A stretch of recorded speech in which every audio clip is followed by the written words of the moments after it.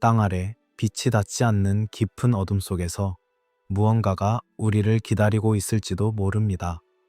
우리는 매일 지표면 위를 걷고 그 위에 집을 짓고 삶을 이어가지만 정작 우리 발밑 몇 미터만 내려가도 무엇이 있는지 알지 못합니다.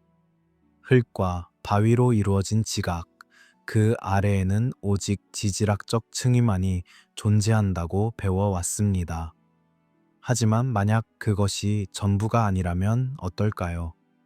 만약 인류의 가장 오래된 비밀이, 가장 위대했던 문명의 흔적이, 우리가 잃어버렸다고 믿는 모든 지혜가 사라진 것이 아니라 단지 우리 시야에서 사라졌을 뿐이라면요. 지하로 내려간 것이라면요. 이것은 추측이 아닙니다. 이것은 2003년 루마니아의 부채기 산 깊숙한 곳에서 실제로 일어난 일입니다.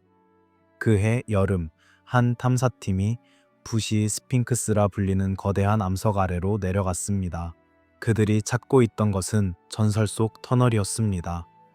수백 년 동안 지역 주민들 사이에서 전해 내려온 이야기, 산 아래 어딘가에 고대의 통로가 숨겨져 있다는 이야기였습니다. 처음에는 아무것도 없는 것처럼 보였습니다. 단단한 암석 그리고 어둠뿐이었습니다. 하지만 그들이 특정 지점에 도달했을 때 모든 전자기기가 동시에 오작동하기 시작했습니다. 손전등이 깜빡이고 나침반은 제멋대로 회전했으며 측정 장비들은 전례 없는 에너지 반응을 감지했습니다. 그리고 그들은 그것을 발견했습니다. 바위 속에서 자연적으로는 절대 만들어질 수 없는 완벽하게 매끄러운 거대한 원형홀을 발견했습니다. 직경 약 30m 방구형으로 파인 공간이었습니다. 벽면은 마치 유리처럼 매끄러웠고 어떤 공구의 흔적도 보이지 않았습니다. 그러나 더 놀라운 것은 그 안에 있었습니다. 3개의 거대한 테이블 형태의 구조물이 있었고 그것들은 접근하는 순간 빛을 발하기 시작했습니다. 홀로그램이었습니다. 고대에는 존재할 수 없는, 우리 시대에도 완벽히 재현하기 어려운 입체 투사 기술이 그곳에 작동하고 있었습니다. 첫 번째 테이블은 별들의 지도를 보여주었습니다. 우리 은하계의 구조였지만 현대 천문학이 확인한 것보다 훨씬 더 정확했습니다. 두 번째 테이블에는 DNA 나선 구조가 회전하고 있었습니다. 인간의 유전자 코드, 그리고 그것이 어떻게 변형될 수 있는지를 보여주는 듯한 도표들이었습니다. 세 번째 테이블은 지구의 역사를 담고 있었습니다. 대륙의 이동, 해수면의 변화, 그리고 반복되는 문명의 흥망성쇠가 마치 살아있는 영상처럼 펼쳐졌습니다. 하지만 가장 불가사의한 것은 그 홀에서 뻗어 나간 3개의 터널이었습니다. 하나는 이집트를 향해, 하나는 티베트를 향해, 그리고 마지막 하나는 지구 중심을 향해 곧장 내려가고 있었습니다. 탐사팀은 더 깊이 들어가려 했지만 보이지 않는 에너지 장벽이 그들을 막았습니다. 특정 주파수를 발생시켜야만 통과할 수 있는 일종의 고대 보안 시스템이 여전히 작동하고 있었던 것입니다. 발견 후 72시간 만에 그 홀은 봉인되었습니다. 펜타곤에서 파견된 요원들이 도착했고 현장은 전작이 차폐 콘크리트로 완전히 막혔습니다. 루마니아 정부는 공식적으로 어떤 발견도 없었다고 발표했습니다. 탐사팀의 리더였던 세자르 브레드는 이후 몇 차례 인터뷰에서 그날의 경험을 이야기했지만 그 인터뷰들은 곧 인터넷에서 삭제되기 시작했습니다. 현재 그 지역은 군사구역으로 지정되어 일반인의 접근이 금지되어 있습니다. 이것은 아주 최근의 일입니다. 우리가 살아있는 시대에 일어난 일입니다. 고대의 전설이나 신화가 아닙니다. 그리고 이것은 시작에 불과합니다. 왜냐하면 루마니아의 부채기 산은 고립된 사례가 아니기 때문입니다. 전 세계에 우리가 발 딛고 사는 이 땅 아래에 비슷한 구조물들이 존재합니다. 어떤 것들은 발견되었고 어떤 것들은 여전히 숨겨져 있습니다. 어떤 것들은 관광지가 되었지만 그 가장 깊은 부분은 여전히 봉인되어 있습니다. 그래서 이 질문을 던져봅니다. 인류 역사상 가장 위대했던 제국들은 정말 사라진 것일까요? 아니면 그들은 단지 우리가 보는 곳에서 사라졌을 뿐 실은 땅 아래로 숨어든 것일까요? 표면의 문명이 무너질 때마다 진정한 지식을 가진 자들은 아래로 내려가 그곳에서 계속 존재해온 것은 아닐까요? 이제 우리는 그 가능성을 따라 지하로 내려가는 여정을 시작하려 합니다. 천천히, 조용히, 어둠 속으로요. 터키의 카파도키아 지역, 그곳에는 데린쿠유라는 이름의 도시가 있습니다. 정확히 말하면 도시가 있었습니다. 지표면 위가 아니라 85m 깊이의 땅속에요. 1963년 한 주민이 자신의 집 지하실 벽을 허물다가 우연히 그것을 발견했습니다. 벽 너머로 통하는 좁은 통로가 나타났고 그 통로는 계속해서 아래로 이어졌습니다. 한 층, 두 층, 세 층. 그는 계속 내려갔습니다. 그리고 멈추지 않았습니다. 10층, 15층, 18층. 그가 마침내 바닥에 도달했을 때 그는 자신이 무엇을 발견했는지 이해할 수 없었습니다. 데린쿠유는 도시였습니다. 완전한 기능을 갖춘 지하에 건설된 도시였습니다. 18층 깊이로 파내려간 이 구조물은 화산암을 깎아 만들어졌습니다. 방들이 있었고, 복도가 있었고, 계단이 있었습니다. 가축을 키우는 외양간이 있었고, 식량을 저장하는 창고가 있었고, 기름을 짜는 압착기가 있었습니다. 예배를 드리는 공간이 있었고, 아이들이 공부하는 학교가 있었고, 죽은 자를 묻는 묘지조차 있었습니다. 이것은 임시 대피소가 아니었습니다. 이것은 완전한 삶이 가능하도록 설계된 장기 거주용 도시였습니다. 가장 놀라운 것은 환기 시스템이었습니다. 52개의 수직 환기구가 18개 층을 관통하며 지표면까지 연결되어 있었습니다. 이 환기구들은 단순한 구멍이 아니었습니다. 유체역학적으로 완벽하게 설계되어 신선한 공기가 자연스럽게 아래로 흐르고 사용된 공기는 위로 빠져나가도록 만들어졌습니다. 어떤 기계 장치도 없이 오직 설계만으로 85m 깊이의 도시 전체의 공기를 순환시킬 수 있었습니다. 1000명이 동시에 그곳에서 숨쉬고 살아갈 수 있었습니다. 그리고 문이 있었습니다. 각 층마다 주요 통로마다 거대한 원형 돌문이 설치되어 있었습니다. 직경 1m에서 1.5m, 두께 30cm가 넘는 화강감 원반이었습니다. 무게는 약 500kg. 하지만 이 무거운 돌들은 놀랍도록 정밀하게 균형이 맞춰져 있어서 한 사람의 힘으로도 굴려서 열고 닫을 수 있었습니다. 더 중요한 것은 이 문들은 내부에서만 잠글 수 있게 설계되어 있었다는 점입니다. 외부에서는 어떤 방법으로도 열 수 없었습니다. 이것이 의미하는 바는 명확합니다. 이 도시는 외부의 위협으로부터 숨기 위해 만들어졌습니다. 하지만 데린쿠유는 혼자가 아니었습니다. 카파도키아 지역에서 지금까지 발견된 지하 도시는 200개가 넘습니다. 그중 40개는 최소 3층 이상의 깊이를 가지고 있습니다.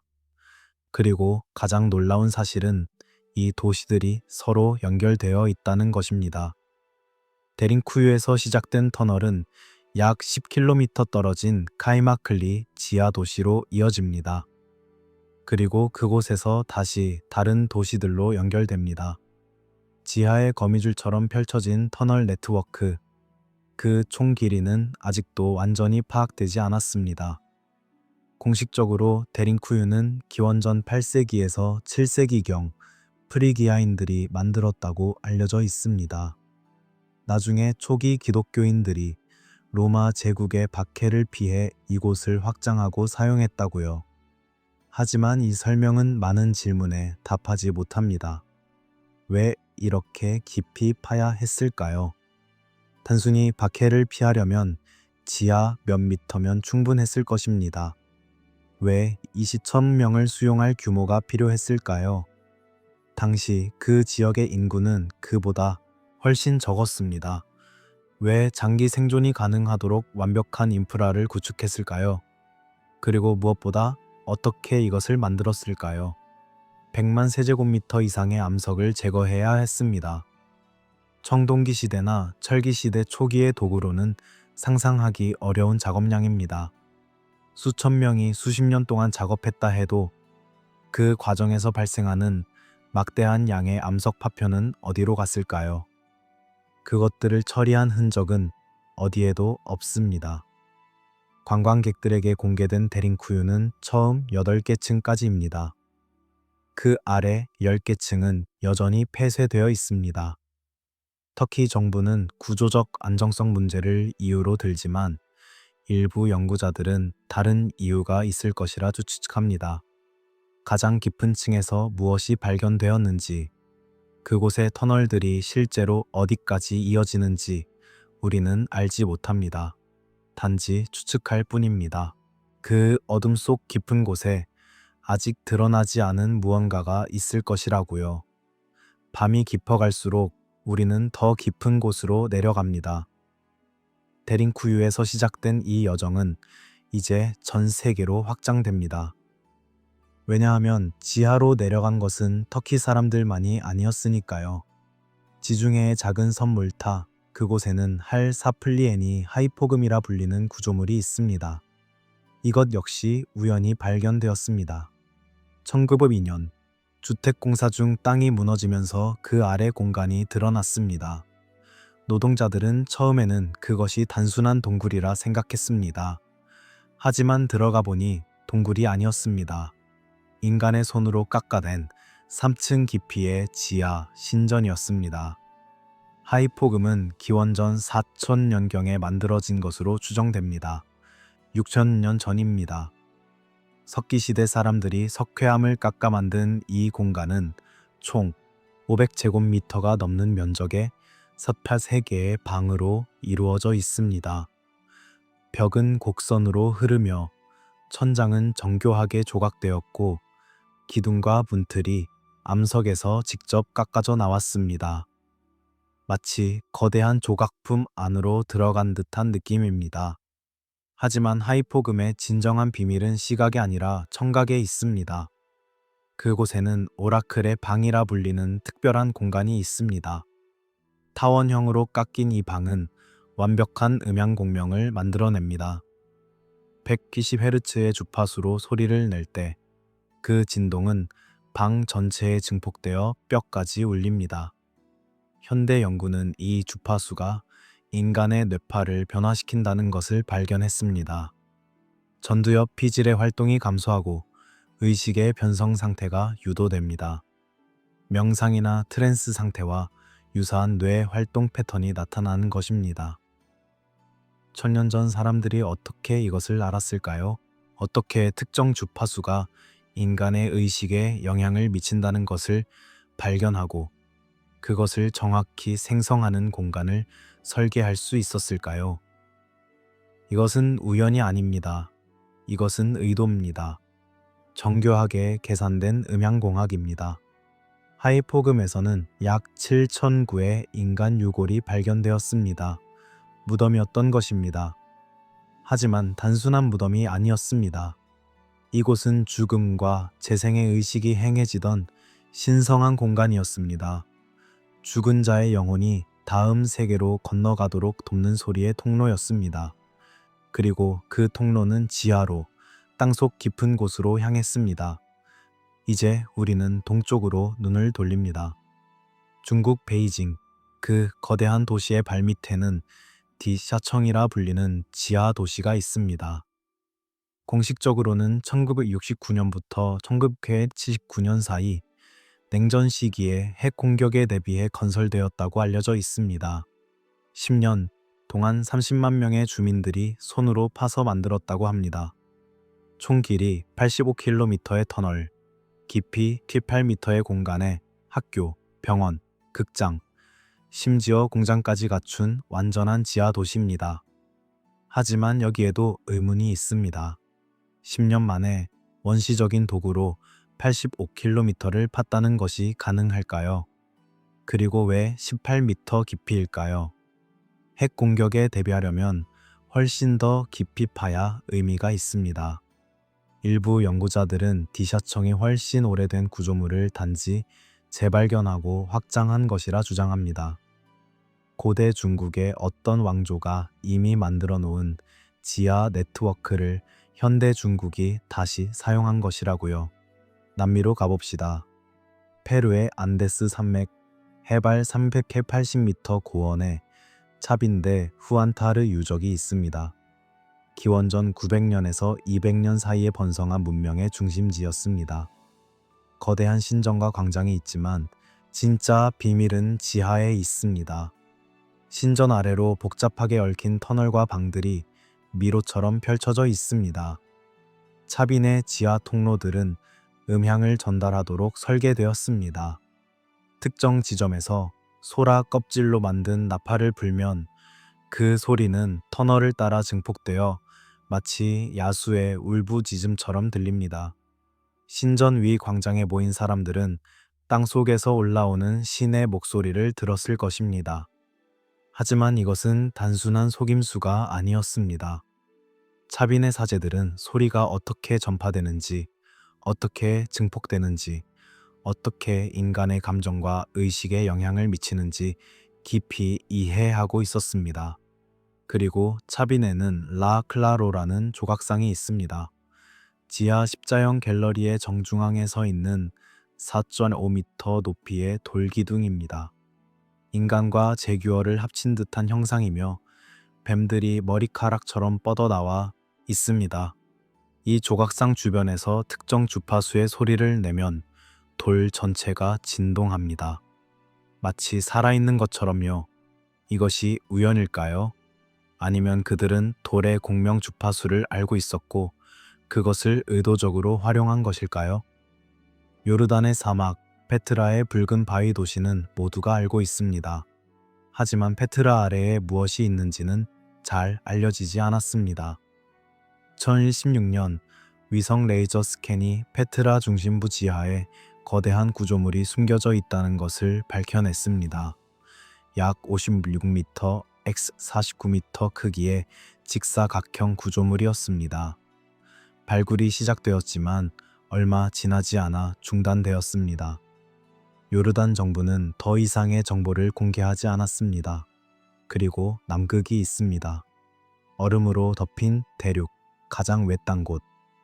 2001년 레이더 위성이 남극의 퀸 모드랜드 지역을 스캔했을 때 얼음 아래에서 기하학적 구조물의 흔적을 감지했습니다.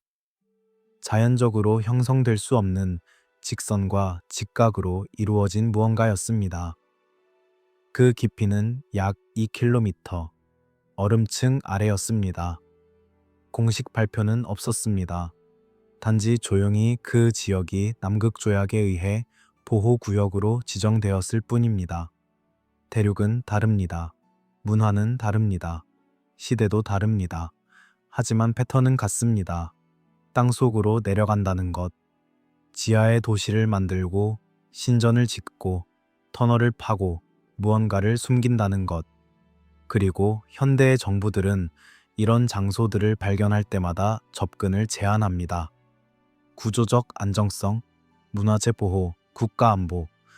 이유는 다양하지만 결과는 같습니다. 우리는 볼 수 없습니다. 우리는 알 수 없습니다. 하지만 신화는 기억합니다. 전 세계 모든 문화권의 고대 전승에는 지하 세계의 이야기가 있습니다. 그리스의 하데스, 이집트의 두아트, 메소포타미아의 압수, 북유럽의 스바르탈프헤임, 인도의 파탈라, 중국의 디유. 이름은 다르지만 내용은 비슷합니다. 땅 아래에 또 다른 세계가 있다는 것. 그곳에는 신들이나 조상들이나 지혜로운 존재들이 산다는 것. 그리고 때때로 특별한 입구를 통해 그곳으로 갈 수 있다는 것. 우리는 이것을 단순히 신화라고, 상상이라고, 죽음에 대한 은유라고 배워왔습니다. 하지만 만약 그것이 은유가 아니라 기억이라면 어떨까요? 실제로 있었던 일에 대한 세대를 거쳐 전해진 기록이라면요. 이제 우리는 더 깊은 질문을 던져야 합니다. 어떻게 그들은 이것을 만들었을까요? 고대인들이 가진 기술은 우리가 생각하는 것보다 훨씬 더 발전했던 것일까요? 데링쿠유로 돌아가 봅시다. 100만 세제곱미터 이상의 암석을 제거해야 했다는 사실을 다시 생각해 봅시다. 이것이 무엇을 의미하는지 실감하기 위해 숫자를 구체적으로 들여다봐야 합니다. 화산암의 밀도는 세제곱미터당 약 2,005톤입니다. 즉, 최소 250만 톤의 바위를 깎아내고 운반해야 했다는 뜻입니다. 청동이나 철로 만든 도끼와 정으로 하루 8시간씩 작업한다고 가정할 때 한 사람이 하루에 처리할 수 있는 암석의 양은 기껏해야 0.1세제곱미터 정도입니다. 1000명이 동시에 작업한다 해도 27년 이상이 걸립니다. 그것도 아무 실수 없이 완벽하게 설계된 대로 파낸다는 전제해서입니다. 그런데 데링쿠유의 벽을 보면 공구의 흔적이 거의 보이지 않습니다. 쪼아낸 자국이나 깨진 흔적이 아니라 마치 부드럽게 깎아낸 듯한 거의 매끄러운 표면입니다. 어떤 방들의 벽은 곡선으로 흐르며 그 곡률이 일정합니다. 손으로 하나하나 쪼아서는 만들 수 없는 정밀도입니다. 그리고 그 많은 암석 파편은 어디로 갔을까요? 150만 톤의 돌을 어디에 처분했을까요? 데링쿠유 주변 어디에도 그만한 양의 암석 더미는 발견되지 않았습니다. 강에 버렸을까요? 하지만 가장 가까운 강도 상당한 거리에 있고 그곳까지 운반하는 것 자체가 건설만큼이나 거대한 작업이었을 것입니다. 마치 그 암석들이 증발한 것처럼 흔적이 없습니다. 환기 시스템을 다시 봅시다.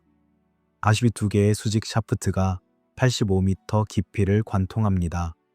이것들은 단순히 구멍을 뚫은 것이 아닙니다. 각 샤프트는 정확한 각도와 직경으로 설계되어 공기가 최적으로 순환하도록 만들어졌습니다.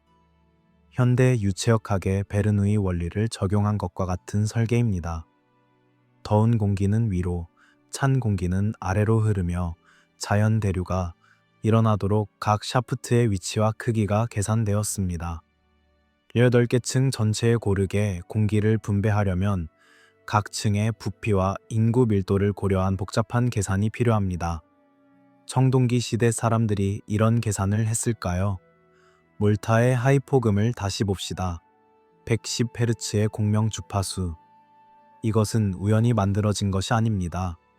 방의 크기, 형태, 벽의 곡률, 천장의 높이, 모든 것이 그 특정 주파수를 생성하고 증폭하도록 설계되었습니다.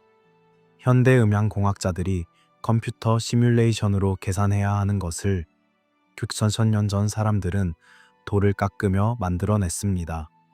그들은 어떻게 알았을까요? 시행착오를 거쳤을까요? 하지만 돌을 깎는 것은 되돌릴 수 없는 작업입니다. 한번 잘못 깎으면 다시 시작해야 합니다. 하이포금의 완성도를 보면 시행착오의 흔적이 보이지 않습니다. 처음부터 정확히 알고 있었던 것처럼 보입니다. 페루 차빈의 지하 배수 시스템을 봅시다. 안데스 산맥의 우기는 극심합니다. 빗물이 신전으로 쏟아져 들어오면 지하 터널은 순식간에 물에 잠길 수 있습니다. 하지만 차빈에는 정교한 배수로가 설계되어 있습니다. 경사각이 계산되어 물이 자연스럽게 흐르며 막히지 않도록 만들어졌습니다. 3000년이 지난 지금도 그 배수 시스템은 작동합니다. 비가 오면 물은 정확히 설계된 대로 흘러 지하 터널을 적시지 않습니다. 그리고 그 돌문들, 데링쿠유의 500kg짜리 원형 돌문, 중심축이 정확히 무게 중심을 관통하고 있어서 한 사람의 손가락으로도 굴릴 수 있습니다. 이것은 단순히 무거운 돌을 굴린 것이 아닙니다. 돌의 밀도를 이해하고 무게 중심을 계산하고 축의 위치를 정밀하게 뚫은 것입니다. 0.1mm만 어긋나도 문은 굴러가지 않습니다. 현대 기술로도 이런 정밀도를 손으로 깎아내기는 쉽지 않습니다. 차빈의 라 클라로 그 4.5m 높이의 돌기둥 전체가 하나의 바위에서 조각되었습니다. 표면에는 수백 개의 정밀한 조각이 새겨져 있습니다. 뱀의 비늘 하나하나, 제규어의 이빨 하나하나가 세밀하게 표현되었습니다. 이것을 새기는데 얼마나 걸렸을까요? 그리고 어떤 도구를 사용했을까요? 화관감보다 약간 부드러운 안산함이지만 그래도 단단한 돌입니다. 청동 도구로는 쉽게 깎이지 않습니다. 철 도구라 해도 그 정밀도를 유지하며 깎기는 어렵습니다. 이집트 피라미드의 석실을 생각해 봅시다. 왕의 방 위에는 9개의 화강감 블록으로 된 천장이 있습니다. 각 블록은 약 70톤입니다. 그것들이 어떻게 그 높이까지 올려졌는지도 논란이지만 더 놀라운 것은 그 블록들이 완벽하게 수평이라는 것입니다. 거림공모일도의 오차도 없습니다. 현대 레이저 레벨을 사용해야 측정할 수 있는 정밀도입니다.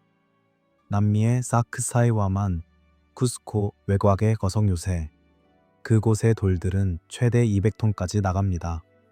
그리고 그 돌들은 퍼즐처럼 끼워 맞춰져 있습니다. 12개의 각을 가진 돌도 있습니다. 각 면이 인접한 돌들과 완벽하게 맞물려 그 사이에 칼날 하나 들어갈 틈이 없습니다. 시멘트나 모르타르도 사용하지 않았습니다. 돌과 돌 사이의 마찰력만으로 500년 넘게 여러 번의 지진에도 무너지지 않았습니다. 어떻게 그 무거운 돌들을 저렇게 정밀하게 깎고 맞췄을까요? 한번 들어 올려서 맞춰보고 안 맞으면 내려서 다시 깎고 다시 들어 올리는 것을 반복했을까요? 200톤짜리 돌을요? 고대인들은 우리가 생각하는 것보다 훨씬 더 많은 것을 알고 있었습니다. 그들은 물리학을 알았고, 음향학을 알았고, 유체역학을 알았고, 천문학을 알았습니다. 그들은 인간의 의식이 특정 주파수에 반응한다는 것을 알았고, 돌의 공명 주파수를 계산할 수 있었고, 무게 중심을 정확히 찾을 수 있었습니다.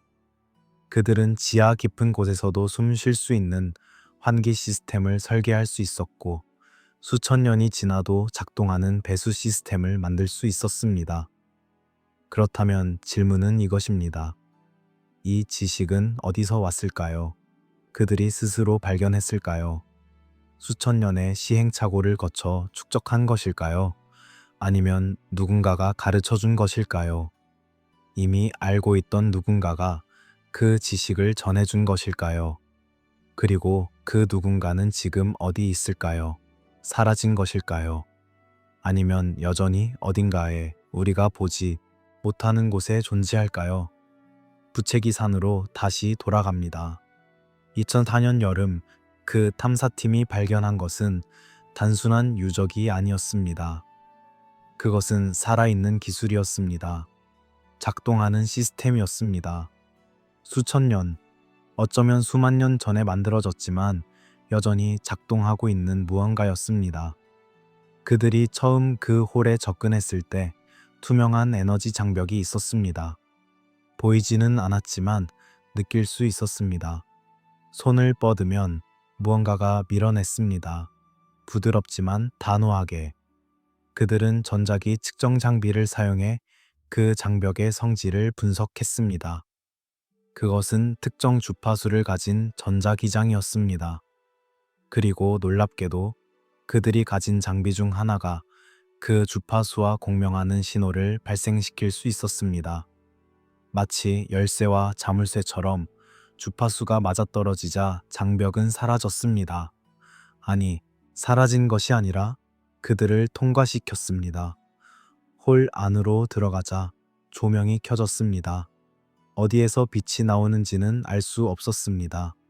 벽 전체가, 천장 전체가 부드러운 푸른빛을 발했습니다. 정우나 LED가 아니었습니다. 돌 자체가 빛을 내는 것처럼 보였습니다.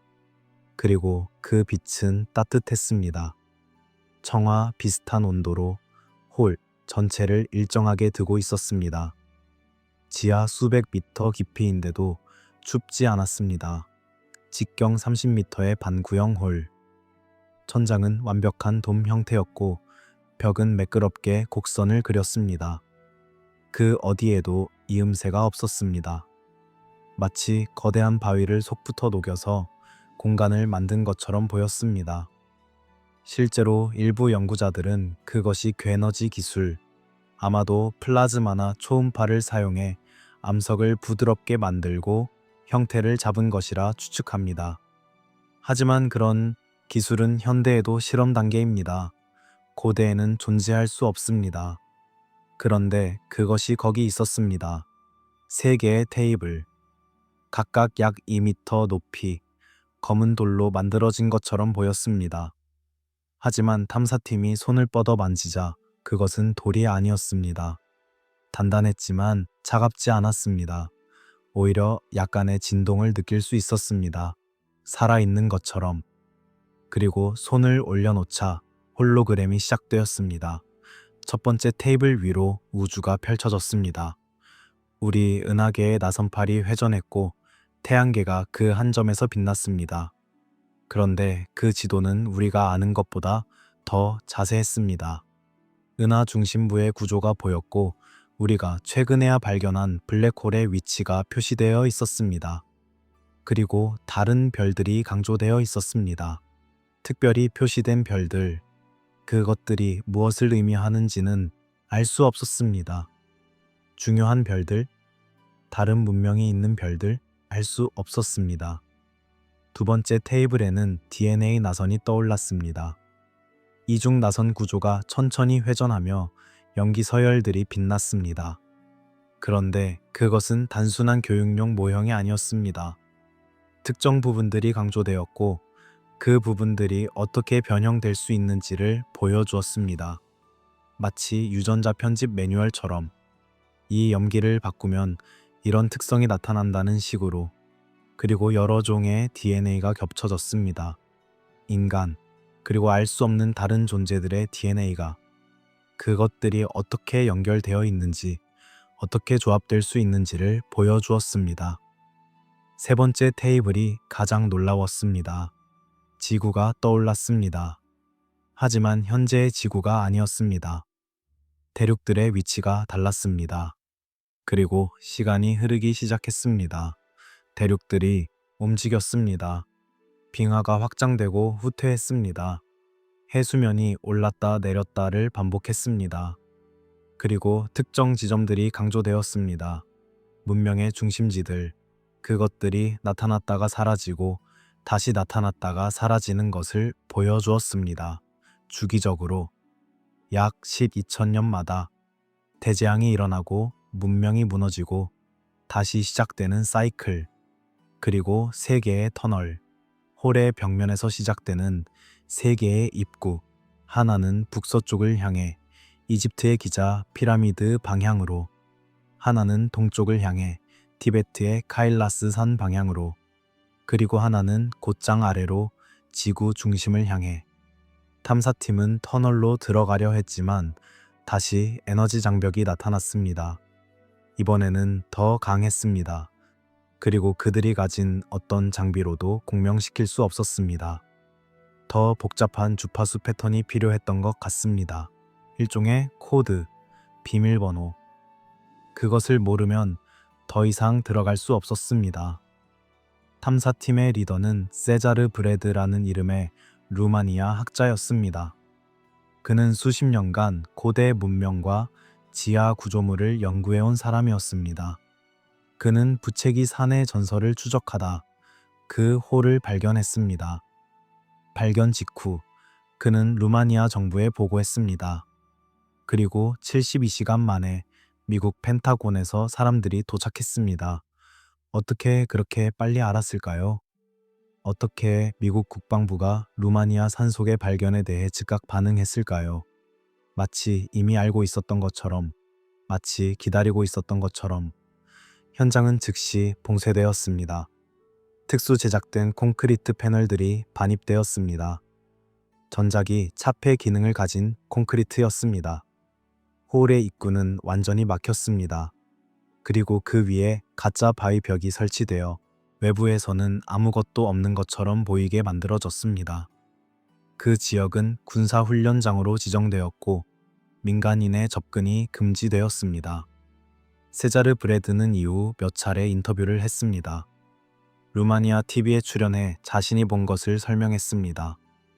그 인터뷰 영상들은 유튜브에 올라왔습니다.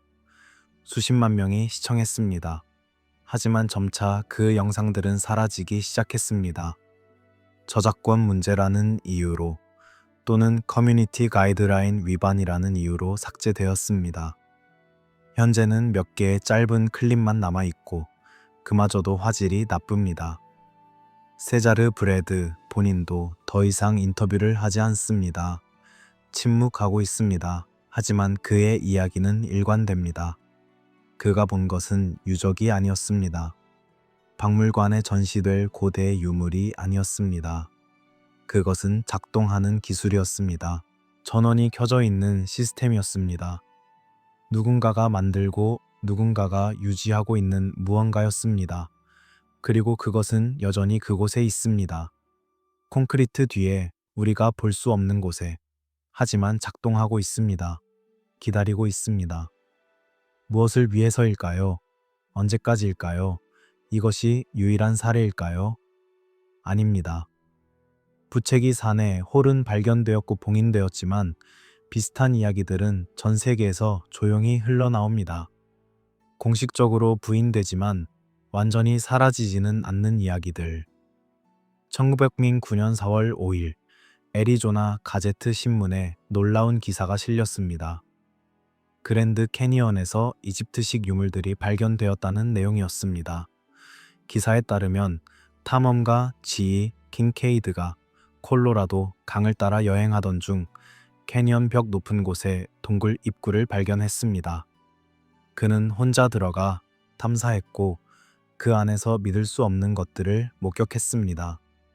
동굴은 실은 거대한 지하 복합 구조물이었습니다. 수많은 방들이 미로처럼 연결되어 있었고 복도는 수백 미터를 이어졌습니다. 그리고 그 안에는 이집트식 상형 문자가 새겨진 벽들이 있었습니다.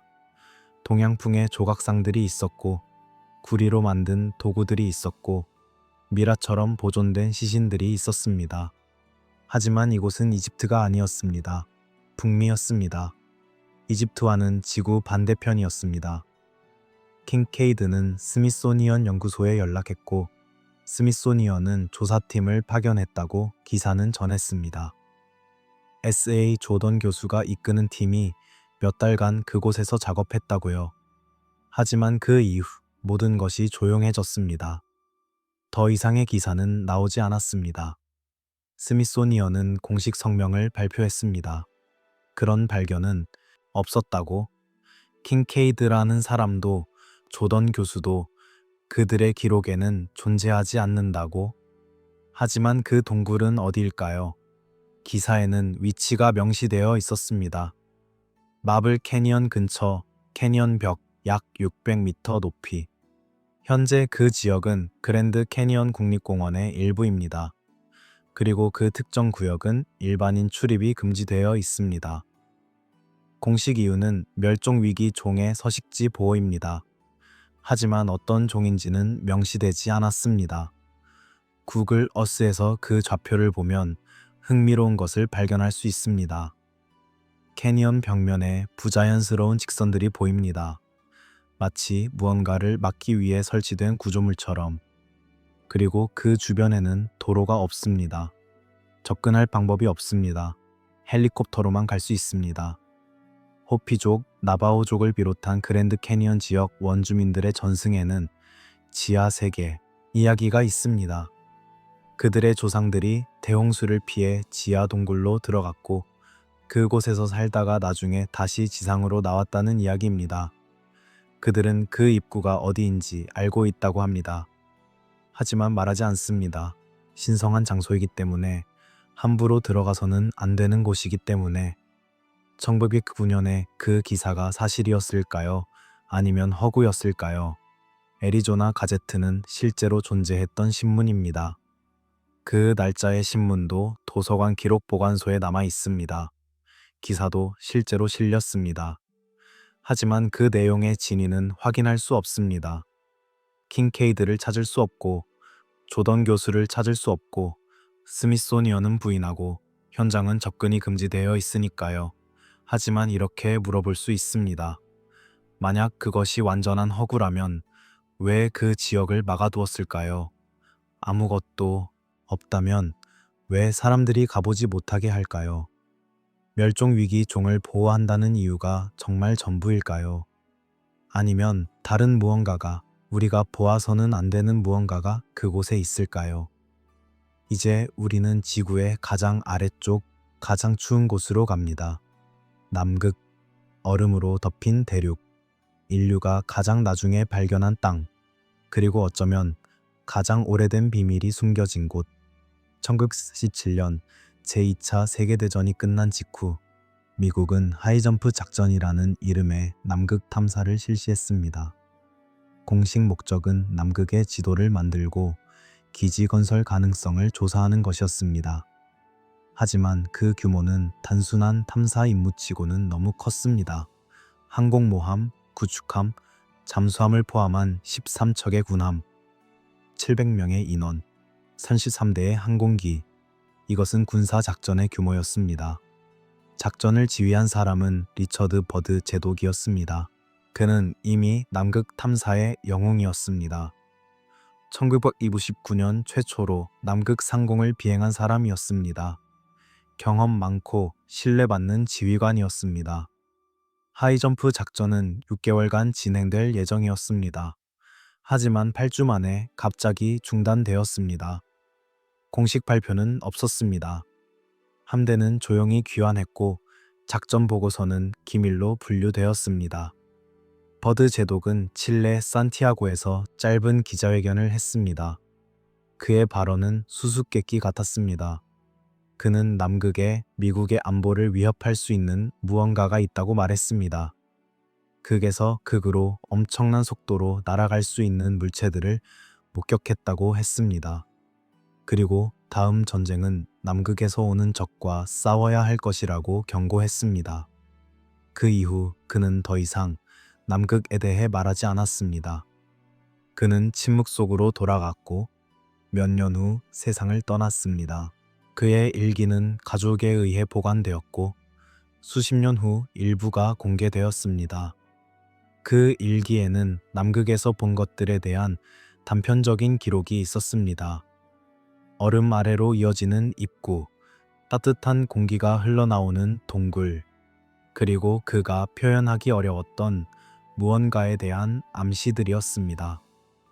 2001년 위성 레이더 기술이 발전하면서 남극 대륙의 얼음 아래를 스캔하는 것이 가능해졌습니다. 퀸 모드 랜드 지역을 조사하던 중 연구팀은 놀라운 것을 발견했습니다. 얼음층 약 2km 아래 안반과 얼음의 경계면에서 기하학적 패턴이 감지되었습니다. 자연적으로는 형성될 수 없는 직선과 직각으로 이루어진 구조물들이었습니다. 그것들은 규칙적으로 배열되어 있었고 마치 거대한 건축물의 윤곽처럼 보였습니다. 더 놀라운 것은 온도 측정이었습니다. 그 구조물 주변의 온도가 주변보다 약간 높았습니다. 영하 50도가 넘는 남극 기온에서 얼음 아래 깊숙한 곳이 더 따뜻하다는 것은 무언가가 열을 발생시키고 있다는 의미였습니다. 지열 활동? 하지만 그 지역은 화산 활동이 없는 곳이었습니다. 그렇다면 무엇이 그 열을 만들고 있었을까요? 레이크 보스토크, 남극의 얼음 아래 3.7km 깊이에 숨겨진 거대한 호수입니다. 약 250km 길이, 50km 폭의 담수호로 최소 1,500만 년 동안 얼음에 갇혀 있었습니다. 1990년대부터 러시아 연구팀이 이 호수까지 시추 작업을 진행했습니다. 목적은 고대 생명체를 찾는 것이었습니다. 1,500만 년 동안 외부와 격리된 환경에서 어떤 생명이 진화했을지 알아보는 것이었습니다. 1998년 시추가 호수 표면에서 약 100m 위까지 도달했을 때 작업이 갑자기 중단되었습니다. 공식 이유는 호수를 오염시킬 위험 때문이었습니다. 시추에 사용된 등유와 부동액이 원시 생태계를 파괴할 수 있다는 우려였습니다. 하지만 일부 연구자들은 다른 이유를 제시합니다. 시추 지점 근처에서 강한 자기장 이상이 감지되었다는 것입니다. 그리고 호수 아래 더 깊은 곳에서 무언가의 존재를 나타내는 신호가 포착되었다는 것입니다. 2012년 시추가 재개되어 마침내 호수에 도달했습니다. 물 샘플이 채취되었고 분석이 시작되었습니다. 놀랍게도 그 물에서 박테리아가 발견되었습니다. 살아있는 박테리아였습니다. 1500만 년 동안 격리된 환경에서 살아남은 생명체였습니다. 하지만 더 흥미로운 것은 그 박테리아의 DNA였습니다. 지구의 어떤 알려진 생명체와도 일치하지 않았습니다. 완전히 새로운 종이었습니다. 아니, 어쩌면 매우 오래된 종이었습니다. 그리고 호수 바닥에 대한 탐사는 더 이상 진행되지 않았습니다. 러시아 정부는 추가 시추를 중단했습니다. 환경 보호를 이유로 들었지만 일부에서는 다른 무언가를 발견했기 때문이라고 추측합니다. 호수 바닥에 얼음과 물 아래에 무언가가 있다는 것을 말입니다. 남극 대륙은 현재 얼음으로 덮여 있지만 항상 그랬던 것은 아닙니다. 약 3,400만 년 전까지만 해도 남극은 온난한 기후를 가진 대륙이었습니다. 숲이 있었고 동물들이 살았습니다. 그리고 그보다 더 최근 약 1만 2천 년 전까지도 남극의 해안 지역 일부는 얼음이 없었을 가능성이 있습니다. 1973년에 제작된 피리 레이스 지도를 보면 남극 대륙의 해안선이 그려져 있습니다. 하지만 그 해안선은 현재 우리가 아는 얼음으로 덮인 해안선이 아닙니다. 얼음이 없는 실제 육지의 윤곽입니다. 피리 레이스 제독은 이 지도를 고대 지도들을 참고해 만들었다고 기록했습니다. 그렇다면 그 고대 지도들은 언제, 누가 만들었을까요? 남극이 얼음으로 덮이기 전 그곳을 탐사하고 지도를 그린 문명이 있었다는 뜻일까요? 1959년 남극 조약이 체결되었습니다. 이 조약은 남극을 평화적 목적으로만 사용하고 군사 기지 건설을 금지하며 영토 주권을 동결한다는 내용입니다. 표면적으로는 과학 연구와 환경 보호를 위한 국제 협력의 모범 사례처럼 보입니다. 하지만 일부는 다른 시각으로 봅니다. 남극 조약은 세계 주요 강대국들이 남극에서 무엇을 발견하든 그것을 비밀로 유지하기로 합의한 것이라고요. 어떤 나라도 단독으로 소유할 수 없고 어떤 나라도 다른 나라의 활동을 제한할 수 없습니다. 하지만 모두가 침묵을 지킵니다. 함께요. 남극에는 현재 약 70개의 과학기지가 있습니다. 표면적으로는 기후 연구, 빙하 연구, 생물학 연구를 수행합니다. 하지만 그중 일부 기지들은 매우 특이한 위치에 있습니다. 접근하기 어려운 내륙 깊숙한 곳, 레이더로 이상 징후가 감지된 지역 근처에 말입니다. 그곳에서 무엇을 연구하고 있을까요? 정말 단순히 얼음 코어를 채취하고 있을까요? 아니면 얼음 아래에 있는 무언가를 조사하고 있을까요? 위성 이미지를 보면 남극 대륙 곳곳에 이상한 구조물들이 보입니다. 눈과 얼음 사이로 드러난 직선적인 패턴들, 원형의 함물부, 그리고 설명하기 어려운 기하학적 형태들입니다. 자연적인 빙하 균열이라고 설명되지만 너무 규칙적입니다. 너무 대칭적입니다. 마치 설계된 것처럼 보입니다. 그리고 남극의 밤하늘은 다릅니다. 오로라가 춤추는 그곳에서 때때로 설명할 수 없는 빛들이 목격됩니다. 과학기지 연구원들은 이것을 극광의 변종이라고 설명합니다. 하지만 일부 목격자들은 그것이 움직이는 방식이, 빛의 패턴이 자연 현상과는 다르다고 말합니다. 마치 의도가 있는 것처럼, 신호를 보내는 것처럼 보인다고요. 얼음은 모든 것을 보존합니다. 시간을 멈춥니다.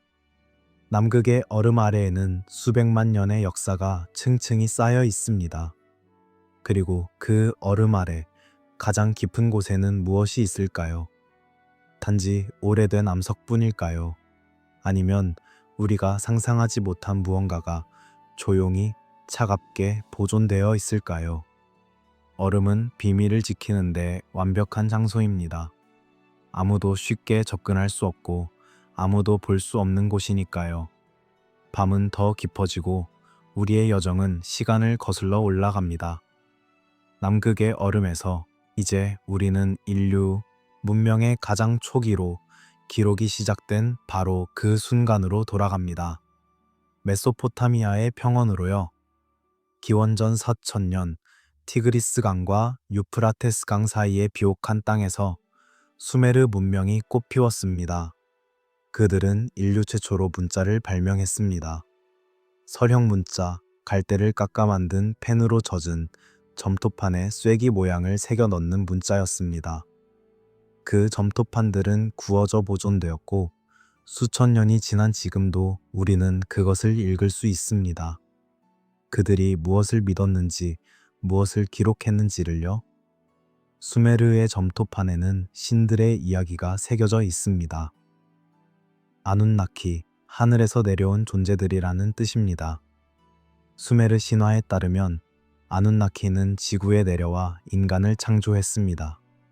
목적은 노동이었습니다. 금을 채굴하기 위해서였습니다. 신들은 금이 필요했고 그것을 캐기 위해 일할 존재가 필요했습니다.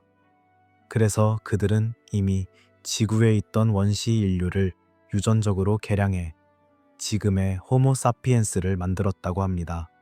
우리는 이것을 신화라고 배웠습니다.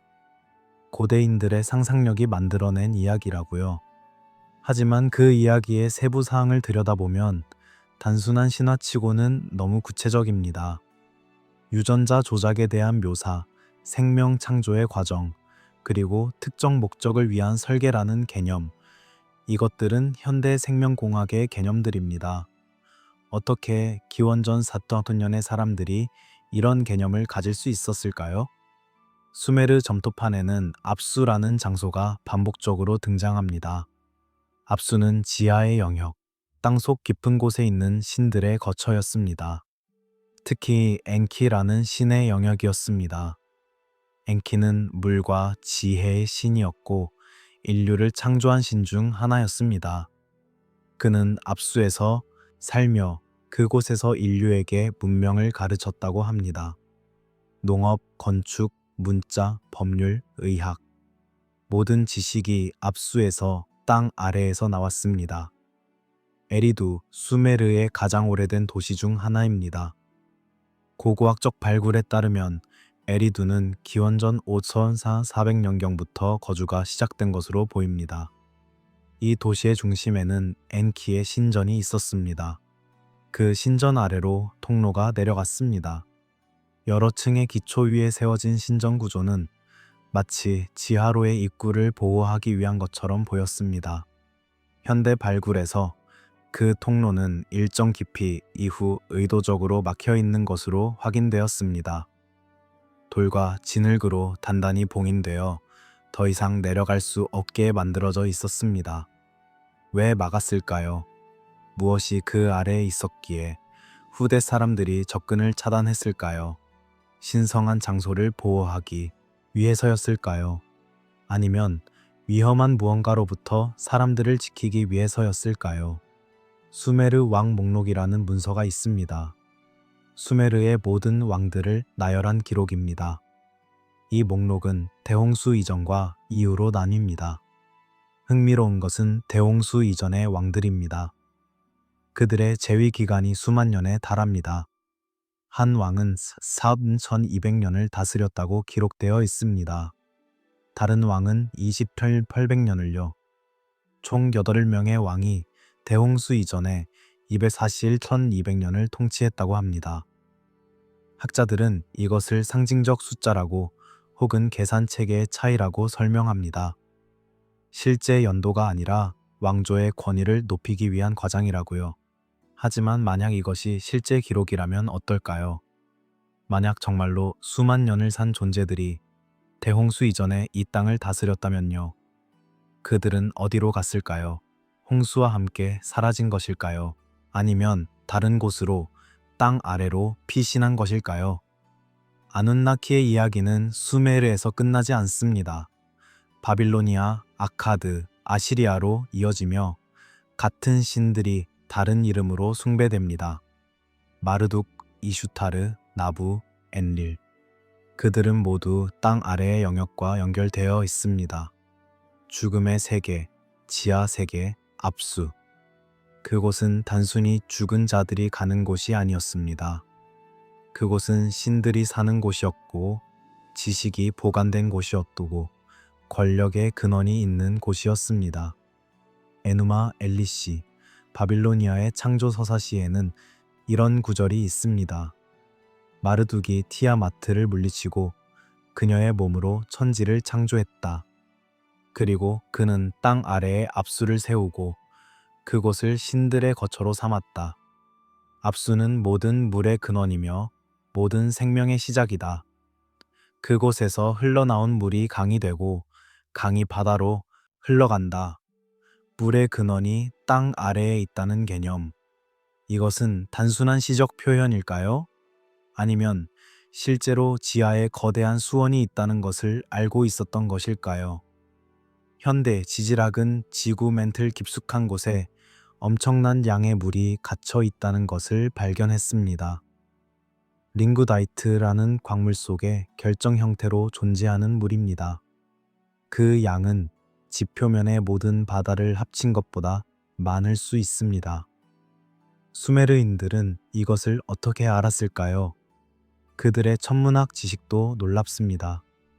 수메르 점토판에는 태양계의 행성들이 그려져 있습니다. 수성, 금성, 지구, 화성, 목성, 토성. 하지만 거기서 끝나지 않습니다. 천왕성, 해왕성도 표시되어 있습니다. 이 행성들은 망원경 없이는 볼 수 없습니다. 천왕성은 1781년에, 해왕성은 1856년에 발견되었습니다. 그런데 수메르인들은 기원전 4000년에 이미 알고 있었습니다. 어떻게요? 그리고 니비루라는 행성이 있습니다. 수메르 점토판에 따르면 니비루는 3600년 주기로 태양계 안쪽으로 들어오는 행성입니다. 타원형의 긴 궤도를 가지고 있어서 대부분의 시간은 태양계 외곽에 있다가 주기적으로 지구 근처를 지나간다고 합니다. 그리고 니비루는 아눈나키의 고향이라고 합니다. 그들이 그곳에서 왔다고요. 현대 천문학은 니비루의 존재를 확인하지 못했습니다. 하지만 태양계 외곽에 미발견 행성이 있을 가능성은 여전히 논의되고 있습니다. 해왕성 너머 천체들의 궤도 이상을 설명하기 위해 플래닛 9이라는 가상의 행성이 제안되었습니다. 그것이 니비루일까요? 아니면 수메르인들의 상상일까요?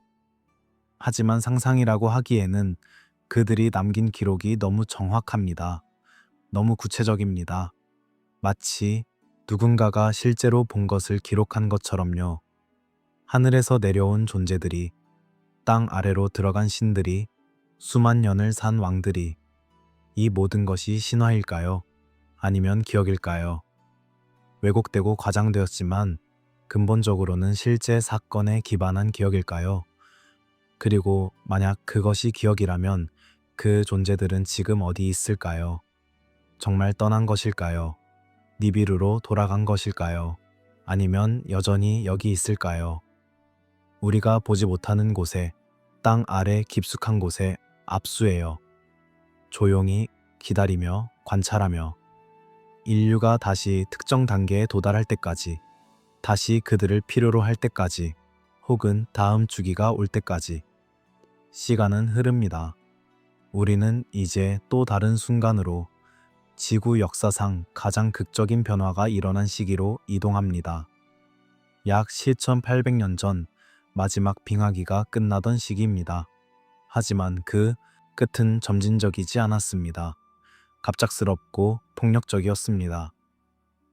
영거 드라이아스 사건이라 불리는 이 시기는 지구가 서서히 따뜻해지던 중 갑자기 다시 극심한 추위로 돌아간 기간입니다. 약 1200년 동안 지속되었고 그 시작은 매우 급격했습니다. 몇십 년 안에, 어쩌면 몇 년 안에 기온이 급락했습니다. 빙하가 다시 확장되었고 해수면이 변화했고 생태계가 붕괴했습니다. 무엇이 이런 급격한 변화를 일으켰을까요? 오랫동안 과학자들은 북대서양의 해류 변화를 원인으로 지목했습니다. 빙하가 녹으면서 담수가 바다로 유입되어 해류 순환이 중단되었다는 가설입니다. 하지만 최근 증거들은 다른 가능성을 제시합니다. 소행성 충돌입니다. 약 7,800년 전 혜성이나 소행성의 파편들이 지구 대기권에 진입했습니다. 폭발하며 공중에서 산산조각 났고 그 파편들이 북미 대륙 전역에 퍼졌습니다. 충격파와 열이 숲을 불태웠습니다. 전 대륙을 뒤덮는 화재가 발생했습니다. 그 흐름과 재가 대기를 가득 메웠고 햇빛을 차단했습니다. 기온이 급락했습니다. 이 가설을 뒷받침하는 증거들이 발견되고 있습니다. 북미, 유럽, 중동의 지질층에서 정확히 8,800년 전 시점에 나노 다이아몬드, 용융된 유리 구슬, 이리듐 농도 상승 등 충돌의 흔적이 나타납니다. 그리고 그 층 바로 위에서 대규모 화재의 증거인 목탄층이 발견됩니다. 그리고 그 위에서는 급격한 기후 변화의 증거가 나타납니다. 이 충돌이 인류 문명에 미친 영향은 어떠했을까요? 당시 지구에는 이미 인간이 살고 있었습니다. 수렵 찻집 사회였지만 단순하지 않았습니다. 그들은 도구를 만들고 예술을 창조하고 복잡한 사회 구조를 가지고 있었습니다. 그리고 일부 지역에서는 우리가 생각하는 것보다 훨씬 더 발전된 문명이 있었을 가능성이 있습니다. 터키의 göbekli tepe, 이 유적은 모든 것을 바꿔놓았습니다.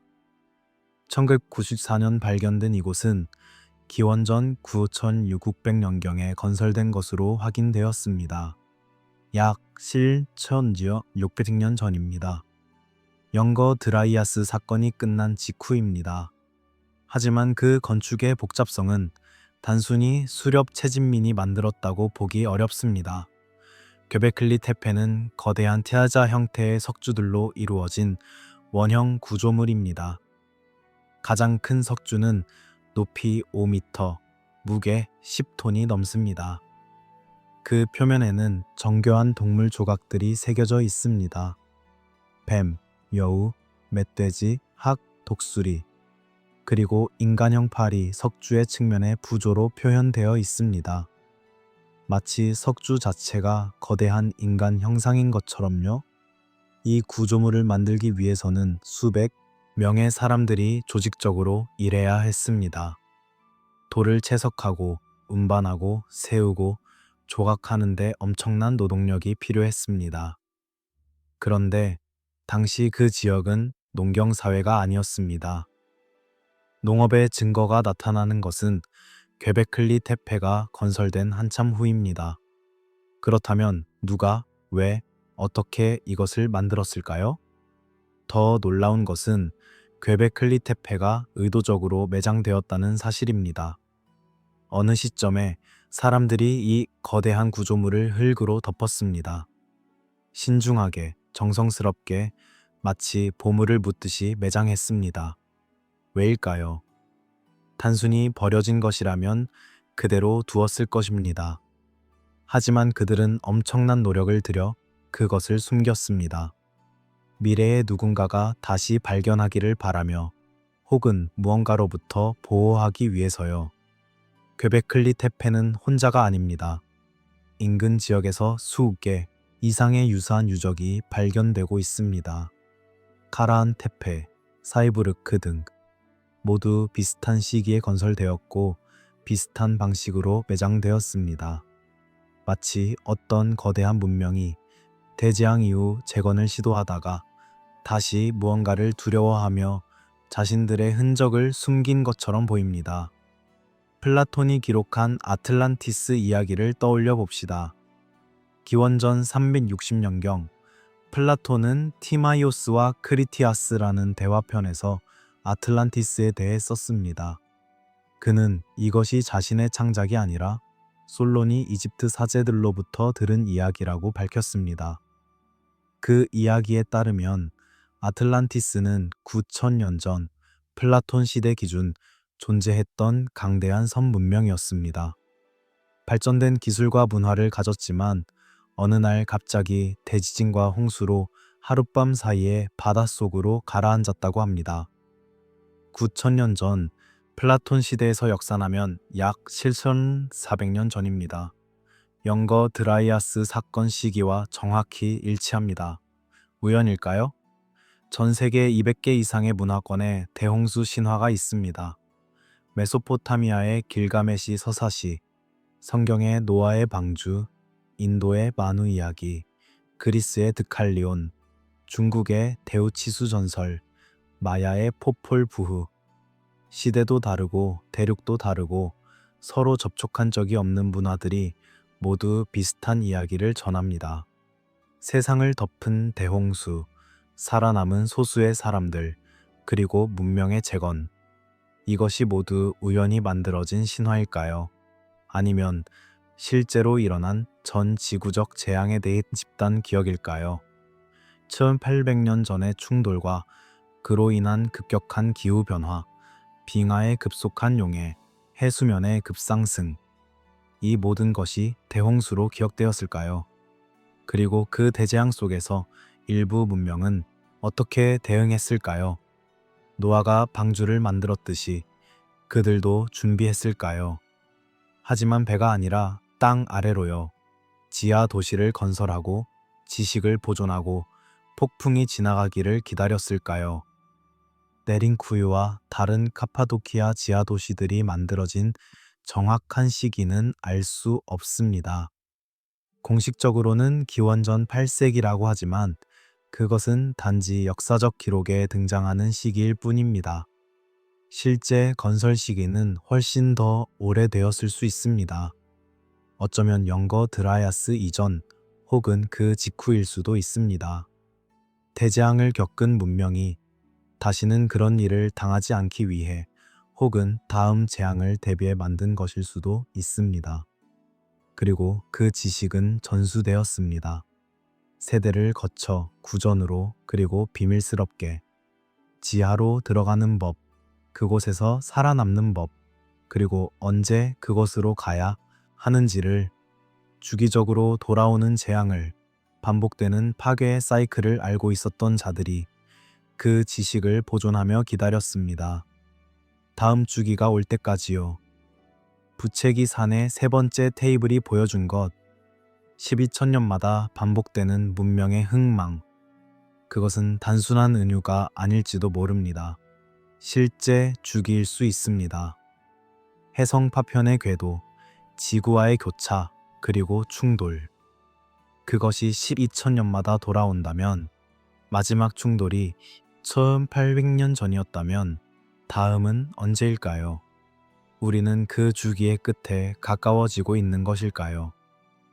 그리고 만약 그들이, 고대의 지혜를 가진 자들이 정말로 땅 아래에 숨어들었다면 그들은 이 주기를 알고 있을 것입니다. 기다리고 있을 것입니다. 표면의 문명이 다시 무너지는 것을, 그리고 그 후에 다시 나타날 시기를요. 마치 그들이 수천 년 전에 그랬듯이 우리는 지금 그 이야기의 한가운데에 있을지도 모릅니다. 역사의 한 장이 아니라 반복되는 순환의 한 지점에, 그리고 땅 아래 깊은 곳에서 누군가는 지켜보고 있을지도 모릅니다. 조용히 참을성 있게 그들이 다시 필요해질 때까지요. 밤은 고요합니다. 우리의 여정은 이제 끝을 향해 갑니다. 하지만 이야기는 끝나지 않습니다. 왜냐하면 이것은 과거의 이야기만이 아니기 때문입니다. 이것은 지금, 이 순간, 우리가 발 딛고 서 있는 이 땅에 대한 이야기이기도 하니까요. 지금 이 순간, 우리 발 아래에는 무엇이 있을까요? 흙이 있고, 바위가 있고, 지각이 있습니다. 그것은 사실입니다. 하지만 그것이 전부일까요? 데링쿠유 같은 도시들이 수천 년 동안 흙 아래 숨겨져 있었듯이 부채기 산의 호리 콘크리트 뒤에서 여전히 작동하고 있듯이 우리가 모르는 다른 무언가가, 다른 곳들이 여전히 그곳에 있을까요? 전 세계의 지하 유적들을 하나의 지도 위에 놓아봅시다. 루마니아의 부채기 산, 터키의 데링쿠유, 몰타의 하이포금, 페루의 차빈, 중국의 디샤청, 이집트의 기자 지하 터널들, 티베트의 전설 속 지하 도시들, 그것들을 선으로 연결해 봅시다. 패턴이 보일까요? 네트워크가 드러날까요? 부채기 산의 터널은 세 방향을 가리켰습니다. 이집트, 티베트, 지구 중심. 이것은 상징일까요? 아니면 실제 경로일까요? 만약 실제로 그 터널들이 연결되어 있다면, 만약 고대의 지구를 가로지르는 지하 네트워크가 존재했다면, 그것은 지금도 있을까요? 사용되고 있을까요? 표면의 문명과 지하의 문명. 우리는 항상 하나만 있다고 생각했습니다. 인류는 지표면에 살고 땅 아래는 죽은 공간이라고요. 하지만 만약 항상 두 개가 있었다면 어떨까요? 표면에서 흥하고 무너지는 문명과 지하에서 연속성을 유지하는 문명. 한쪽은 빛 속에서 짧게 빛나고 사라지고 다른 쪽은 어둠 속에서 길게, 길게 이어지는. 표면의 인류는 역사를 기록합니다. 하지만 그 기록은 단편적입니다. 문명이 무너질 때마다 많은 것이 사라집니다. 도서관이 불타고 도시가 파괴되고 지식이 잊혀집니다. 우리는 과거를 재구성하려 애쓰지만 항상 조각난 퍼즐을 맞추는 것 같습니다. 중요한 조각들이 빠져 있습니다. 그런데 만약 지하에 완전한 기록이 보관되어 있다면 어떨까요? 만약 모든 지식이, 모든 역사가 사라지지 않고 그곳에 보존되어 있다면요. 부채기 산의 테이블들이 보여준 것처럼 홀로그램으로 혹은 다른 방식으로 인류의 진짜 역사, 우리가 배운 것보다 훨씬 더 오래되고 훨씬 더 복잡한 역사가요. 그리고 그 지식을 지키는 자들이 있다면 그들은 누구일까요? 아눈나키의 후손일까요? 아니면 고대 인류 중 선택받은 자들일까요?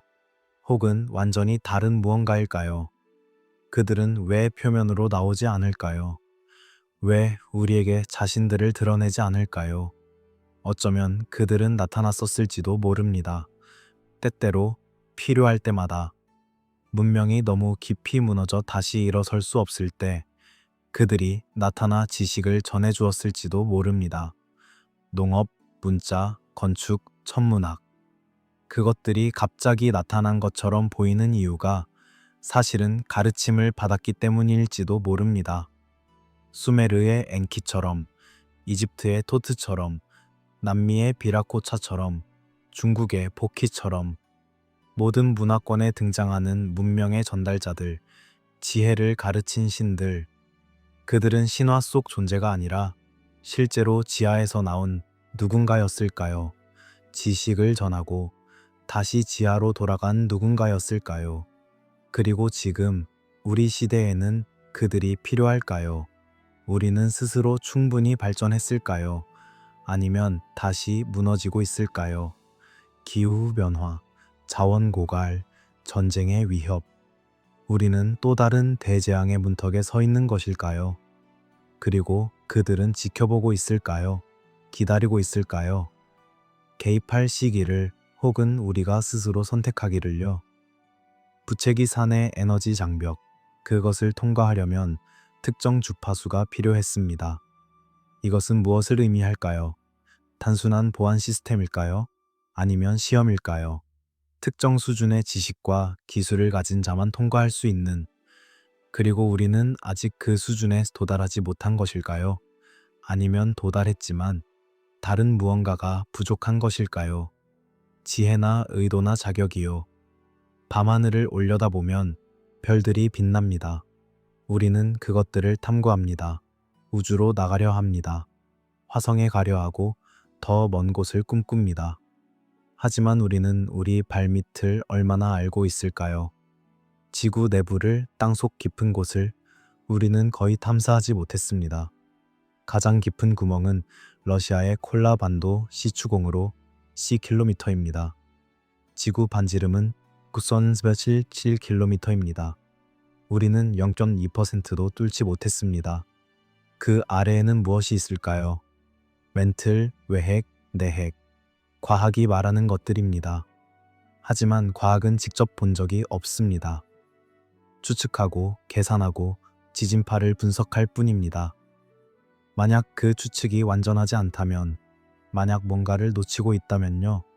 공동이 있다면, 공간이 있다면, 그곳에 무언가가 존재한다면요. 샴발라, 티베트 전설 속의 지하 왕국, 아가르타, 불교와 힌두교 신화의 지하 세계, 엘도라도, 남미의 황금 도시, 이것들은 모두 신화로 치부됩니다. 하지만 그 신화들은 놀랍도록 구체적입니다. 위치를 명시하고 입구를 설명하고 그곳에 사는 존재들을 묘사합니다. 단순한 상상치고는 너무 일관적입니다. 그리고 탐험가들이 실제로 찾아 나섰습니다. 19세기, 20세기 초 많은 탐험대가 히말라야로, 안데스로, 남극으로 갔습니다. 공식적으로는 지리 탐사나 과학 연구를 목적으로. 하지만 그들 중 일부는 다른 것을 찾고 있었습니다. 고대의 비밀을, 잃어버린 문명을, 지하의 입구를. 그들 중 누군가는 찾았을까요? 그리고 만약 찾았다면 그 정보는 어디로 갔을까요? 나치 독일이 티베트 탐험대를 보낸 것은 잘 알려져 있습니다. 1938년과 1939년 SS 대원들이 티베트로 갔습니다. 공식 목적은 인종 연구였지만 일부는 그들이 샴발라를 찾고 있었다고 합니다. 아리안 민족의 기원을, 고대의 힘을 가진 유물을. 그들이 무엇을 발견했는지는 알 수 없습니다. 전쟁이 끝난 후 많은 기록이 사라졌으니까요. 미국도 남극에 갔습니다. 하이점프 작전 이후에도 계속해서 딥프리즈 작전, 그리고 현재까지 이어지는 과학 기지들. 그들은 정말 단지 얼음을 연구하고 있을까요? 아니면 얼음 아래에 무언가를 찾고 있을까요? 혹은 지키고 있을까요? 다른 이들이 찾지 못하도록요. 강대국들이 비밀을 공유하는 것은 드문 일입니다. 하지만 남극에서는 협력합니다. 남극 조약, 그것은 단순한 환경 협약이 아닐 수도 있습니다. 그것은 침묵의 협약일 수도 있습니다. 무엇을 발견하든 어떤 나라도 독점하지 않고 모두가 비밀을 지키기로 한, 왜냐하면 그것이 너무 중요하기 때문에, 혹은 너무 위험하기 때문에 한 나라만의 것이 되어서는 안 되는 무언가이기 때문에요. 우리는 투명한 시대에 산다고 생각합니다. 정보의 시대, 인터넷의 시대, 모든 것이 공개되고 모든 것을 알 수 있다고요. 하지만 정말 그럴까요? 부채기 산의 인터뷰들이 삭제된 것처럼, 그랜드 캐니언의 특정 구역이 봉쇄된 것처럼 여전히 감춰지는 것들이 있습니다. 그리고 어쩌면 가장 중요한 것들이 가장 철저히 감춰지고 있을지도 모릅니다. 하지만 완벽하게 숨길 수는 없습니다. 흔적은 남습니다. 이야기는 새어 나옵니다. 내부 고발자가 나타나고 문서가 유출되고 목격자가 말을 합니다. 그리고 우리는 조각들을 모읍니다. 천천히, 조심스럽게 그림을 그려나갑니다. 아직 완성되지 않은, 하지만 점점 더 선명해지는 그림을요. 그 그림이 말하는 것은 이것입니다. 우리가 알고 있는 역사는 표면의 역사일 뿐이라는 것, 더 깊은 역사가, 더 오래된 이야기가 땅 아래에 있다는 것, 그리고 그 이야기는 끝나지 않았다는 것, 여전히 진행 중이라는 것, 지금 이 순간에도 우리가 자는 동안에도 누군가는 깨어 있고 무언가는 작동하고 있다는 것. 제국은 무너지지만 완전히 사라지지는 않습니다. 로마는 무너졌지만 그 지식은 비잔티움으로, 이슬람 세계로, 그리고 결국 르네상스로 전해졌습니다. 이집트는 무너졌지만 그 지혜는 그리스로, 유대교로, 기독교로 스며들었습니다. 문명은 변형되고 숨겨지고 다른 형태로 계속됩니다. 그렇다면 가장 위대했던 제국들, 이름조차 알 수 없는 고대의 문명들은 어떻게 되었을까요? 정말 흔적도 없이 사라진 것일까요? 아니면 단지 우리가 그들을 찾는 방법을 모르는 것일까요? 우리는 지상에서만 찾고 있으니까요.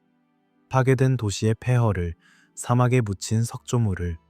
하지만 진짜 유산은, 진짜 연속성은 지하에 있는 것은 아닐까요? 부채기 산의 홀로그램이 보여준 주기, 식 2000년마다 반복되는 흥망. 그것이 사실이라면 우리는 몇 번째 사이클에 있을까요? 이전에 얼마나 많은 문명이 일어났다 무너졌을까요? 그리고 그때마다 일부는 살아남았을까요? 지하로 숨어들어 폭풍이 지나가기를 기다리며 다음 세대를 준비하며요. 당신은 지금 침대에 누워 있습니다. 따뜻하고 안전한 방 안에서요. 하지만 당신 아래로 몇 미터만 내려가도 어둠이 시작됩니다. 그리고 그 어둠은 계속 이어집니다. 수십 미터, 수백 미터, 수 킬로미터. 그 깊은 어둠 속에 무엇이 있을지 상상해 보세요. 단지 바위와 흙뿐일까요? 아니면 무언가 더, 우리가 아직 발견하지 못한 무언가가요? 당신이 숨쉬는 이 공기, 그것은 어디서 왔을까요? 나무에서, 바다에서. 우리는 그렇게 배웁니다. 하지만 수메르인들은 말했습니다. 모든 것은 압수에서 나온다고, 땅 아래에서 나온다고. 그들이 틀렸을까요? 아니면 더 깊은 진실을 알고 있었을까요? 당신이 보는 이 별들, 밤하늘의 빛들, 그것들은 멀리 있습니다. 수백 수천 광년 떨어져 있습니다. 우리는 그것들에 도달하려 합니다. 하지만 우리 바로 아래, 손이 닿을 수 있는 거리에 아직 탐수하지 못한 세계가 있습니다. 어쩌면 더 놀라운 세계가요. 이 이야기를 들으며 잠들어도 괜찮습니다. 무서워할 필요는 없습니다. 만약 땅 아래에 누군가 있다면 그들은 수천 년 동안 우리와 함께 있었습니다. 지켜봐 왔습니다. 그리고 해를 끼치지 않았습니다. 오히려 필요할 때 도왔을지도 모릅니다. 조용히 눈에 띄지 않게요. 당신은 혼자가 아닙니다. 지상에도 지하에도 생명이 이어지고 있습니다. 우리가 보는 세계와 우리가 보지 못하는 세계가 함께 존재합니다. 그리고 그 두 세계는 어쩌면 언젠가 다시 만날지도 모릅니다. 주기가 끝날 때, 새로운 시작이 필요할 때요. 그때까지 우리는 각자의 삶을 살아갑니다. 지표면 위에서, 햇빛 아래에서 사랑하고 일하고 꿈꾸며, 그리고 밤이 되면 잠들고 꿈을 꿉니다. 때로는 이상한 꿈을, 깊은 곳에 대한 꿈을, 어둠 속 무언가에 대한 꿈을요. 그 꿈이 단순한 꿈일까요? 아니면 기억일까요? 우리 DNA 깊은 곳에 새겨진 수만 년 전 조상들의 경험일까요? 땅 아래로 피신했던 기억, 그곳에서 살아남았던 기억, 그리고 다시 지상으로 나왔던 기억이요. 우리 모두는 그 살아남은 자들의 후손입니다. 대홍수에서, 대재앙에서, 반복된 파괴에서 살아남은 이들의 후손이요. 우리 안에는 그 생존의 본능이 있습니다. 위험을 감지하는 능력, 준비하는 지혜, 그리고 필요할 때 숨어드는 본능이요. 언젠가 그 본능이 다시 필요할지도 모릅니다. 혹은 필요하지 않을지도 모릅니다. 우리는 이번에는 다르게 할 수 있을지도 모릅니다. 주기를 끊을 수 있을지도 모릅니다. 하지만 그것은 미래의 일입니다. 지금은, 이 순간은 평화롭습니다. 당신은 안전합니다. 당신은 편안합니다. 당신의 호흡은 깊고 고르게 이어집니다. 몸의 긴장이 풀립니다. 생각들이 느려집니다. 이미지들이 흐려집니다. 당신은 잠으로, 깊은 잠으로 빠져듭니다. 그리고 그 잠 속에서 어쩌면 당신은 내려갈지도 모릅니다. 꿈속에서 당신은 땅 아래로 내려갈 수 있습니다. 터널을 따라 계단을 내려가 더 깊은 곳으로. 두려워하지 마세요. 꿈속의 여행은 안전합니다. 그리고 그곳에서 무엇을 보든, 누구를 만나든, 그것은 당신만의 경험입니다. 당신만의 진실입니다. 그리고 지금, 이 순간에도 지구는 미세하게 숨쉬고 있습니다. 우리가 느끼지 못하는 진동이 대륙 아래에서 아주 천천히, 그러나 끊임없이 흐르고 있습니다. 암석과 암석이 맞닿는 소리, 지하수의 미묘한 이동, 그리고 우리가 아직 측정하지 못하는 어떤 에너지의 파동. 그것들은 모두 이 행성이 살아있다는 증거이기도 합니다.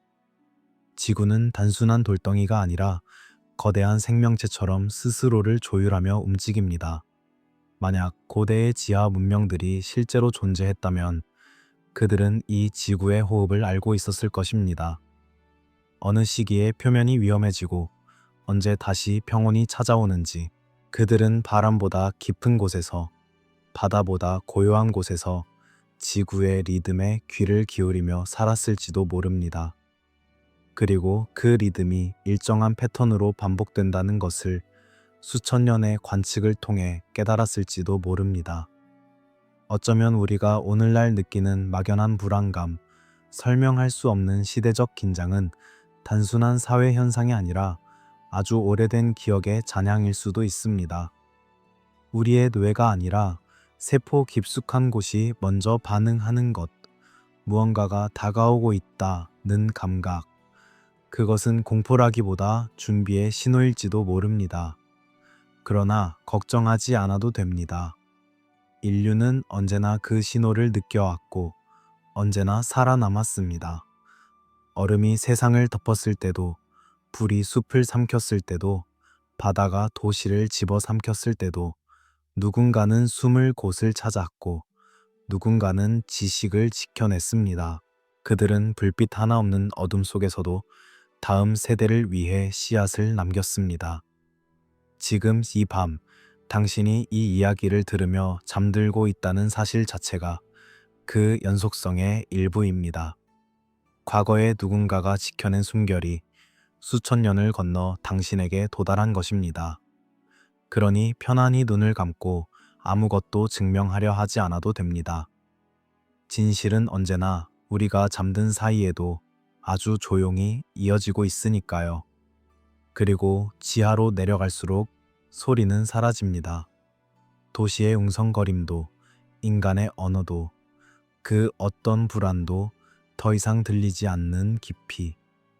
그곳에는 오직 암석이 오랜 세월 동안 만들어낸 고요만이 남아 있습니다. 우리는 흔히 침묵을 아무것도 없음이라 생각하지만 사실 그 침묵 속에는 셀 수 없이 많은 시간이 접혀 있습니다. 한 겹 또 한 겹 쌓인 지층은 마치 지구가 직접 써 내려간 일기장처럼 모든 기억을 품고 있습니다. 고대인들은 그 일기장을 읽는 법을 알고 있었을지도 모릅니다. 단단한 안반을 손으로 두드리며 내부의 공명을 느끼고 공기의 흐름을 통해 공간의 구조를 짐작했을 것입니다. 어둠 속에서도 길을 잃지 않기 위해 그들은 눈이 아닌 몸으로 세상을 보았습니다. 발바닥으로 전해지는 미세한 진동, 피부에 닿는 습기의 변화, 그리고 숨결이 울리는 방향. 그 모든 것이 지도였습니다. 이런 감각은 지금의 우리에게는 거의 사라진 능력입니다. 우리는 화면을 보고 숫자를 믿고 빛이 꺼지면 불안해합니다. 그러나 지하에서 살아간 사람들에게 어둠은 적이 아니라 보호막이었습니다. 태양이 사라진 공간에서야 비로소 그들은 마음의 소리를 들을 수 있었을 것입니다. 자신의 호흡이 얼마나 규칙적인지, 심장이 얼마나 고르게 뛰는지, 그리고 그 리듬이 지구의 진동과 얼마나 닮아 있는지 말입니다. 어쩌면 그래서 지하 문명에 대한 모든 전설은 공포로 끝나지 않습니다. 괴물이나 파멸이 아니라 언제나 보호와 피신, 그리고 기다림으로 이어집니다. 바빌로니아의 점토판에도, 이집트의 사자의 서에도, 그리고 남미 원주민의 구전 신화에도 공통적으로 등장하는 말이 있습니다. 때가 올 때까지 아래로 내려가라. 그 문장은 단순한 도망이 아니라 살아남는 방식이었습니다. 당신이 지금 이 침대 위에서 천천히 잠에 빠져드는 이 순간도 어쩌면 아주 오래전 누군가가 선택했던 그 방식과 닮아 있습니다. 세상이 너무 시끄러울 때 우리는 가장 안전한 곳으로 물러납니다. 그곳은 때로는 동굴이었고 때로는 지하 도시였으며, 지금 이 시대에는 조용한 방 한 구석, 그리고 이렇게 흘러나오는 낮은 목소리일지도 모릅니다. 이제 아무것도 애쓰지 않아도 됩니다. 몸의 무게를 이불에 맡기고 호흡이 점점 길어지는 것을 느껴보세요. 당신의 심장 박동은 수천 년 전 데링쿠유의 깊은 방에서 잠들었던 누군가의 심장 박동과 크게 다르지 않습니다. 인간은 변했지만 잠드는 방식은 변하지 않았습니다. 우리는 언제나 어둠 속에서 가장 평화롭습니다.